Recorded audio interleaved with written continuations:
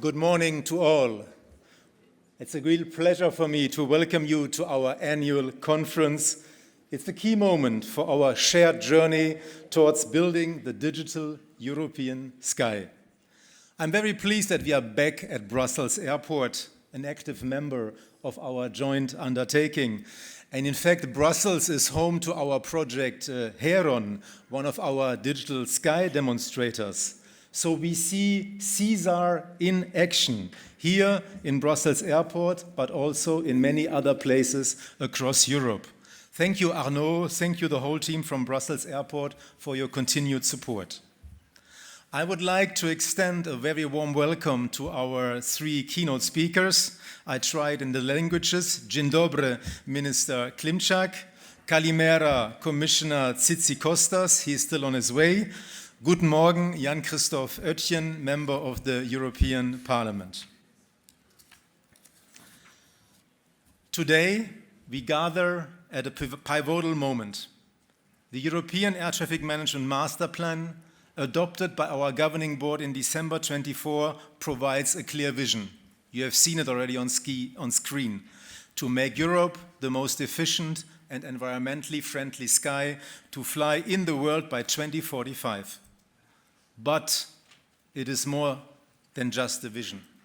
The master plan sets out a concrete roadmap, and success will depend on how we organize ourselves. How do we secure the necessary support and buy-in at European and national levels? How do we transform SESAR innovation into tangible benefits? I'm really looking forward to the discussions we will have today on some of the key elements of the master plan, and let me touch briefly on three aspects which I think are very important. The first is security. I would like to express my sincere thanks to Minister Klimczak for kindly granting the patronage of the Polish presidency to this conference. And you, the Polish presidency, you place security at the heart of the European agenda. And I think we all can feel and sense security, both physical and cyber security, is becoming more and more challenging every day, including for us in air traffic management. With the digital European sky, we are embracing a new era of data-driven air traffic management. I think, Minister, during the short presentation of projects, you have seen how much data-driven we are becoming. And increased data exchange means also greater responsibility for ensuring that the data is secure and trustworthy. We must ensure our air traffic management systems remain secure and resilient. And for this we need resilient airspace surveillance, robust satellite signals, cybersecurity by design, and stronger civil-military coordination. And again, we show a very good project where civil-military coordination is really advancing. The second area is advancing the EU's policy priorities, notably in relation to competitiveness and sustainability. Since December last year, we have the new Single European Sky legislation in place, but the challenges remain. We have still inefficiencies in today's air traffic management, as we have seen, unfortunately, in summer 2024. While aviation plays a crucial role in connectivity, because our citizens want to travel for business, education, leisure, and while aviation is so essential for the cohesion of our European Union, we absolutely have to ensure that air transport becomes sustainable. And delivering a digital European sky is our air traffic management contribution to the decarbonization of European aviation. Implementing the master plan could save up to 400 million tons of CO2 by 2050. And this is the equivalent of 3 years of today's aviation's total emissions.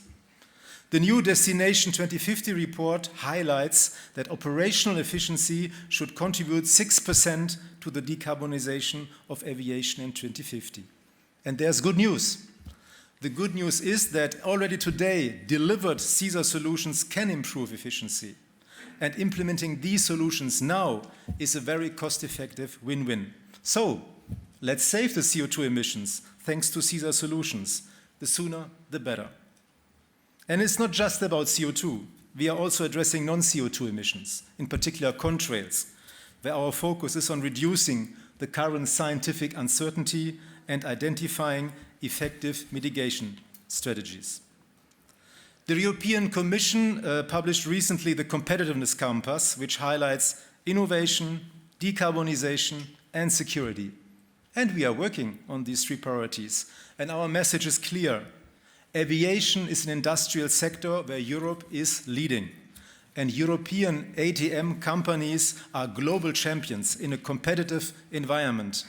These companies are exporting SESAR technologies to the other parts of the world.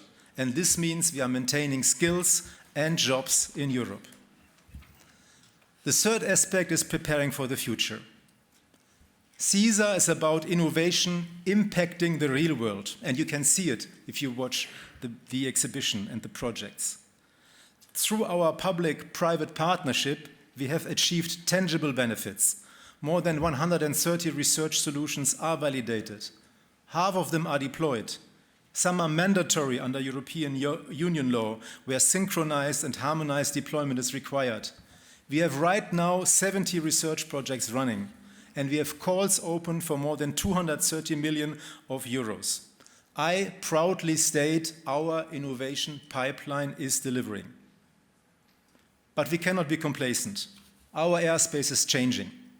The demand for air travel is growing, and we must prepare for a new generation of airspace users. Cargo drones, air taxis, higher airspace operations, low and zero emission aircraft.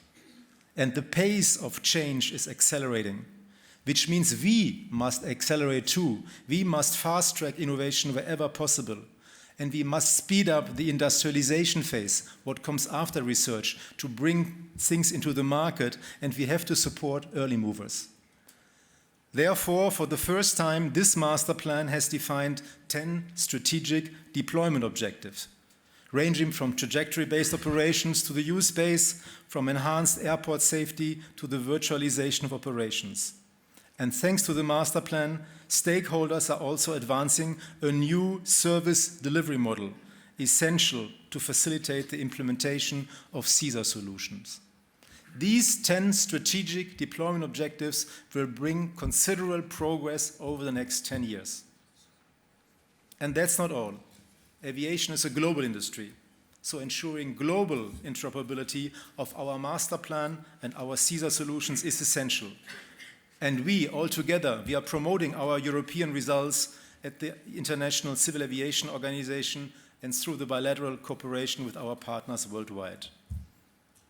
Looking ahead, we face a critical moment as discussions on the next European Union multi-annual financial framework begin. Continued EU support is essential for the future of the SESAR project and for innovation in air traffic management. And the individual members in the SESAR joint undertaking are articulating this position loud and clear. And unlike many other sectors, ADM innovation takes place at European level through the SESAR program and not at national or regional level. SESAR is by default, by design, European. That is why continued EU funding and support are essential if we want to maintain European leadership in air traffic management. By the end of today's conference, I hope we will all leave with a shared commitment to make Europe the most efficient and environmentally friendly sky to fly in the world by 2045. For me, it's not just an ambition, it's not just words, it's a necessity. We have to do it. It's important for our security, it's important for our competitiveness, it's important for our sustainability.